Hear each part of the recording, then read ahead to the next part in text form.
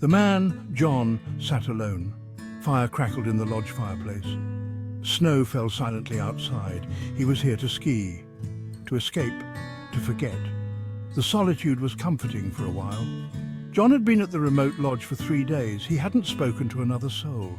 He skied all day, ate solitary meals and read by the fire. Until now, he had enjoyed the silence. That night, a group of young women arrived, their laughter echoing through the lodge. They were a burst of energy in the quiet space.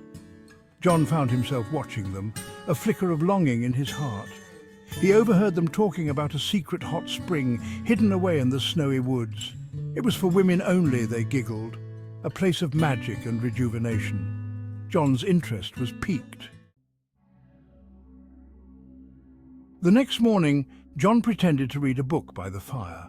He listened intently as the women discussed their plans. They were going to the hot spring that afternoon. He watched them leave, bundled up in colourful winter gear.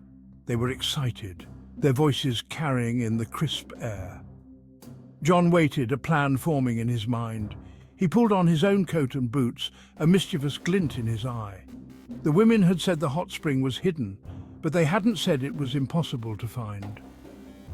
John slipped out of the lodge, following the tracks in the fresh snow.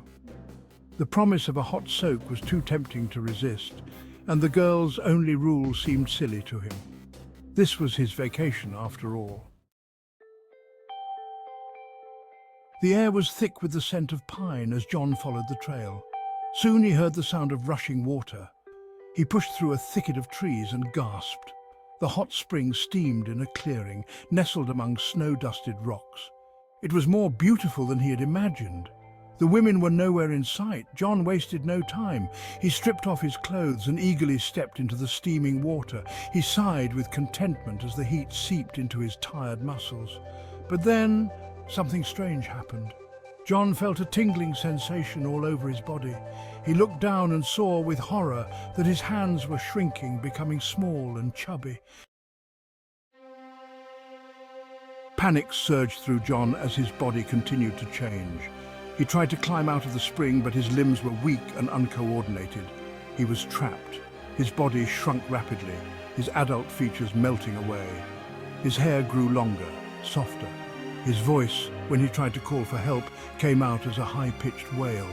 He was a child again. He sobbed uncontrollably, his tiny body floating in the hot water. He was a helpless infant, his mind filled with terror and confusion. Everything faded to black. When John woke, he was cold and alone. He lay wrapped in a soft blanket, his cheek resting against someone's warm chest. He looked up and saw a young woman's face, her eyes wide with concern. The women had arrived at the hot spring to find an abandoned baby, naked and crying in the snow. They were shocked and confused. How had a baby gotten here, so far into the wilderness? They bundled him up in their warmest clothes, his cries softening as he felt their comforting touch. One of the women, a kind-hearted soul named Sarah, held him close, her maternal instincts kicking in. They debated what to do. They couldn't leave a baby here. It was getting late and a storm was brewing. They had to get back to the lodge. Sarah insisted on carrying him, her heart aching for the lost child. She couldn't explain it, but she felt a strange connection to the baby. She would make sure he was safe.